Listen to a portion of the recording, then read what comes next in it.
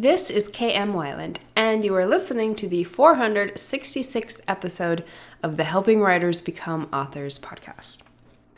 So, I won't flatter myself that everyone noticed, but you may have noticed that this is the first podcast for me in over a month. That's because mid-April, I came down with what will go down in the annals as the cold from hell. A sore throat, complete with tonsillitis and a touch of laryngitis, kept me from recording any podcasts this past month. I apologize for the absence. I was still blogging for some of those weeks, so if you missed the info, you can find the text versions of what would have been the podcast by visiting my site at helpingwritersbecomeauthors.com. The topics include 8 quick tips for show don't tell, 5 ways writers try to fake their way to good storytelling, and 20 of the most instructive quotes about writing. My thanks to all of you who did notice and sent kind wishes for recovery my way. I think they finally worked. Anyway, now I hope you enjoyed this week's podcast, 4 Challenges of Writing for a Modern Audience. Sometimes I think everything I learned about life, I learned from the Andy Griffith Show. For instance, in the episode Andy Discovers America, when Andy is incredulous about the new school teacher starting them awful young for history, Aunt Bee just sighs and says, well, maybe they have to. There's more of it these days. If that idea was true of history back in 1963, it's even more true of literature in 2019. One of the coolest things about this ultra-modern era is the insane number of stories literally at our fingertips. It is staggering. Not only are we able to access the vast archives left to us by hundreds of ancestral generations, we are also living at an unprecedented moment of story output. Stories of all sorts, books, movies, TV, commercials, you name it, are created at a brain-numbing rate. Even those of us nerdy enough to try could never sample them all. This is incredible in so many ways that I can decide I want to read Of Mice and Men, borrow it from Overdrive, and download it on my Kindle in all of 3 minutes, or less, I didn't count, would no doubt astound John Steinbeck. Heck, these days we sometimes don't even have to wait a week for a new episode of our favorite show. The latest season of Stranger Things, pow! Watch the whole thing in one night.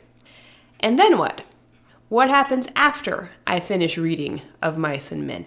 After I finish binging Stranger Things? Well, I start looking for something else, of course, and something else, and something else. After a while, the stories we consume in our lifetimes rack up considerably. In 2002, I started tracking the number of books I read. At this point, I've recorded 1,777. Add to that the books I consumed before keeping a record. Then add what has to be at least twice as many movies, plus TV, including many Andy Griffith reruns. Nearly everyone with access to either the internet and/or a TV can probably say the same. That is a mountain of stories, an ocean of stories, a galaxy of stories. But here's the interesting thing. The more stories we, the audience, consume, the more jaded we are likely to become in our consumption. So what's this mean for we, the writers? Basically this. Today's audience ain't Granddad's audience. Writers who are pointed to the exemplary writing of the classics often complain that the likes of Thomas Hardy and Edna Ferber couldn't possibly get published these days. And there's some truth to that, in no small part because modern audiences are a far different crowd from those of a couple hundred years ago. This is not to discount the continuing worth of the great classics. The evolution of the modern audience is firmly founded on all the literature that has come before. However, as modern authors writing for a modern audience, we must be aware of the unique challenges that face us, not only in connecting with the current audience, but also in recognizing the formative effects upon ourselves as members of that same contemporary audience. You can start by taking note of these 4 crucial facts. Fact number 1, modern audiences are inundated with stories. Generally speaking, the modern audience is pretty story savvy. They've seen it all, or at least feel like they have, and they believe, often rightly, that they are qualified to judge what they've seen or read, not just on a personal level, but on a technical level. What this means is it's much harder for writers to pull off the old magic tricks. The audience not only knows someone's working the levers behind the curtain, they also know exactly where the curtain is and how to pull it back. At this point, audiences know every twist in the book. They have evolved super smell when it comes to sniffing out foreshadowing. The gimmicks that might have wowed audiences of yesteryear are now seen as boring or even manipulative. It's true, the story-consuming public may not understand all the conscious techniques of good story theory or storytelling, but they often do have an even better instinctive grasp of what's working and what's not than do those actually doing the writing. So, what can you do about it? The only thing you can do to get a modern audience member to pay attention to your story, much less approve of it, is to write your guts out. It's not enough to write a good enough story. Every single one of you listening to this podcast right now has read and watched hundreds of good enough stories. Some of them you can probably name, probably just because they made you mad. Most of them you've relegated to the waste bin in the back of your brain to save on cognitive space. So write something brilliant, write something original, write something true, and most of all, write something packed full of so much quality that it stands out like a thoroughbred in a lineup of burros. Fact number 2. Audiences are inundated with subpar storytelling. As awesome sauce as it may be to live in an era with unlimited stories, it has its downsides. The biggest is simply that quality stories are ever increasingly difficult to find amidst all the quantity. The self-publishing boom of the early 2000s treated me well as an author, so I hate to knock it, but as a reader, it has turned out to be kind of a bummer. It's frustrating and often defeating to have to scroll through page after page of the kind of ramshackle cover art that too often signals equally ramshackle storytelling. But it's not just that the gatekeeper is dead and the gates are down. Traditional publishing, Hollywood, indie filmmaking, and TV aren't much better.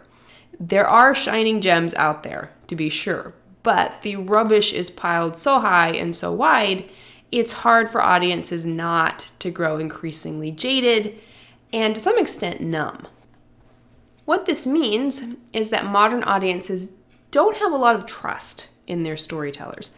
After a certain point, they tend to assume, consciously or unconsciously, that any new story they try will probably disappoint them.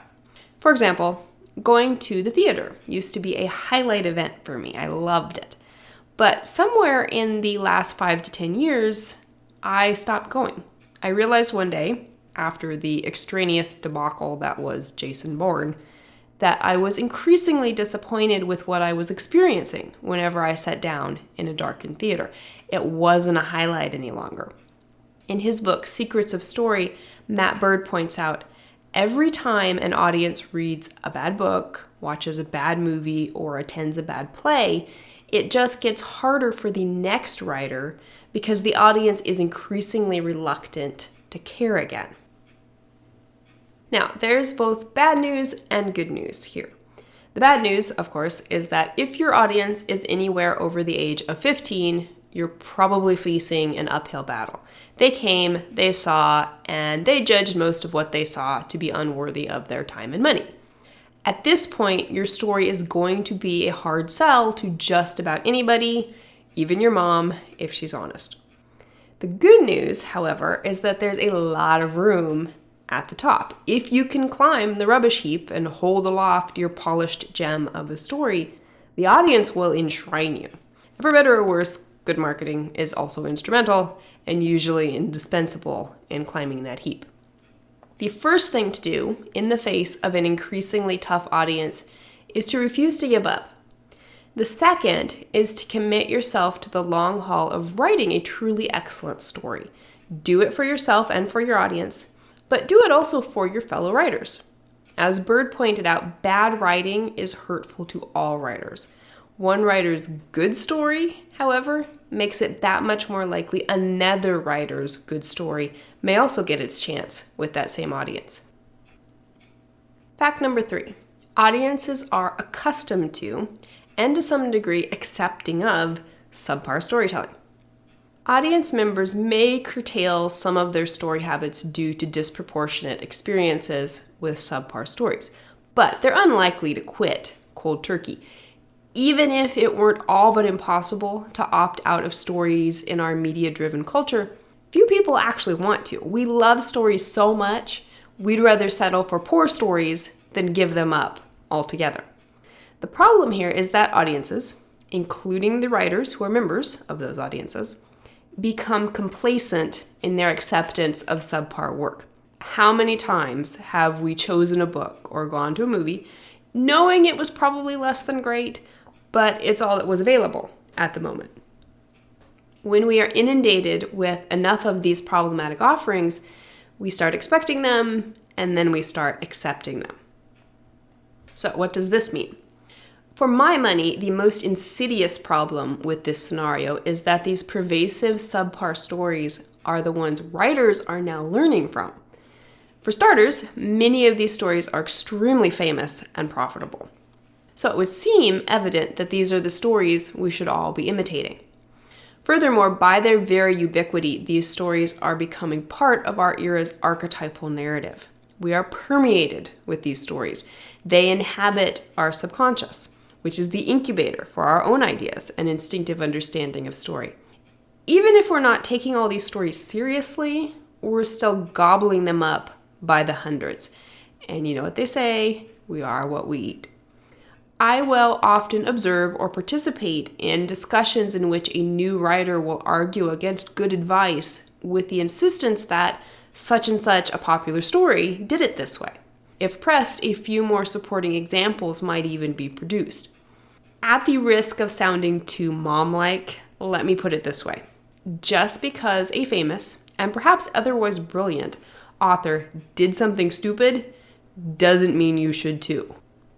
This is exactly why it is so important for authors to be not just members of the audience, but conscious members. Become a keen observer of your own reactions to the stories you read and watch. What do you like? What do you not like? What are you perhaps unconsciously accepting just because? And most importantly, why? Why does something work? Why does something not work? And how could it work better? Writing well is no accident. It is what happens when an author is purposefully conscious of the effects of any given story and its techniques. And let me just also say this. You'll have a better chance of keeping your writing healthy if you're eating more veggies than candy. The occasional junk movie or stupid book, just because that's the mood you're in, is fine. But if that's the bulk of your story intake, you're in trouble. If you want to be great, learn from the greats, not the, oh, well, this isn't amazing, but it's all we have, so we'll just make do. And fact number 4, audiences think they like new and shiny. Storytelling is so glam these days. So many gorgeous book covers, so many stylish new visuals in the movies, so many hot modern actors with their hot modern haircuts. I'll admit to stocking my Kindle with beautiful YA books that turned out to be a year's worth of really bad reading. I'll also admit, in a much more mumbly voice, to watching Nicholas Sparks movies just because the lead actors are beautiful. Here are 2 anecdotes from my own experiences as an easily distracted member of the modern audience. As a reader, I took a break from my long-term pursuit of reading the classics. I was going through some difficult life stuff, and I just wanted to read easy and fun fiction for a while. So I chased after the pretty covers and found that, sure enough, easy though they might be, they started giving me a cotton candy feeling in my stomach after a while. So I decided to go back to the proven masterpieces for a bit. I chose Edith Wharton's Age of Innocence, dove in, and from the very first paragraph, experienced an almost palpable sense of the satisfaction that only good writing can create. No, Wharton's not easy. She's not even particularly fun. But in comparison to all that fluff I'd been distracting myself with, she was incredibly rewarding. Same thing happened to me as a watcher. The simplest metric for knowing whether or not I'm engaged in a movie is whether or not I reach for my phone. If I'm bored, the phone comes out. I'm looking up the actors' bios or the story's factual context or the trivia on IMDb. But if I never pick up the phone, it means I'm hooked. After a recent library visit, when I brought home about an equal number of modern versus old movies, I was fascinated to find myself on the phone in the middle of almost all the modern movies. But Bette Davis and Edward G. Robinson, I was wrapped. The phone never got so much as a fingerprint on it. If there's a moral here, it's this. Audiences don't always choose the stories they should, even when they know better. Mostly, however, this is because the new stuff and the good stuff isn't overlapping as prodigiously as it could. So, again, we have good news and bad news. The bad news is audiences are easily swayed by pretty things. In an age of short attention spans, new and shiny often seems much more interesting than old and proven. Marketing is king because marketing is how readers and viewers find the content. If the marketing seems good, then the audience believes, often even when they know better, that the content should follow suit. On the other hand, the good news is that because you live in this pretty modern age, there's no reason your pretty book cover or stylish script can't be the next shiny thing to snag the audience's attention. The catch, of course, is that you want your story to do more than catch your audience's eye. You want it to keep their attention. And that requires, first, an awareness of the type and quality of stories, new and old, that capture and keep your attention. Write those stories and write them well. And tell me your opinion. What do you think is the greatest challenge of writing for a modern audience? If you'd like to be a part of the Word Player community on my site and join in the conversation on this subject, be sure to stop by the website at helpingwritersbecomeauthors.com. You can always find a transcript of the most recent podcast and add your voice to the discussion by visiting the first post on the site's homepage. And don't forget that if you're looking for an older post, you can always find those by putting the podcast title in the search field at the top of the right-hand column.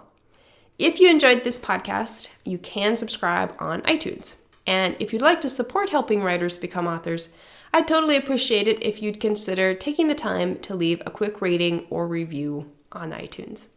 Thank you so much for listening to the Helping Writers Become Authors podcast, and be sure to check back again next week.